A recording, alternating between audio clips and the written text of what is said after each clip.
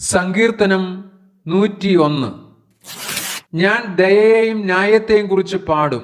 യഹോവേ, ഞാൻ നിനക്ക് കീർത്തനം പാടും. ഞാൻ നിഷ്കളങ്ക മാർഗത്തിൽ ശ്രദ്ധ വയ്ക്കും. എപ്പോൾ നീ എൻ്റെ അടുക്കൽ വരും? ഞാൻ എൻ്റെ വീട്ടിൽ നിഷ്കളങ്ക ഹൃദയത്തോടെ പെരുമാറും. ഞാൻ ഒരു നീചകാര്യം എൻ്റെ കണ്ണിന് മുമ്പിൽ വയ്ക്കുകയില്ല. ക്രമം കെട്ടവരുടെ പ്രവൃത്തിയെ ഞാൻ വെറുക്കുന്നു. അത് എന്നോട് ചേർന്നു പറ്റുകയില്ല. വക്രഹൃദയം എന്നോട് അകന്നിരിക്കും. ദുഷ്ടതയെ ഞാൻ അറിയുകയില്ല. കൂട്ടുകാരനെ കുറിച്ച് ഏഷണി പറയുന്നവനെ ഞാൻ നശിപ്പിക്കും. ഉന്നത ഭാവവും നിഗള ഹൃദയം ഉള്ളവനെ ഞാൻ സഹിക്കയില്ല.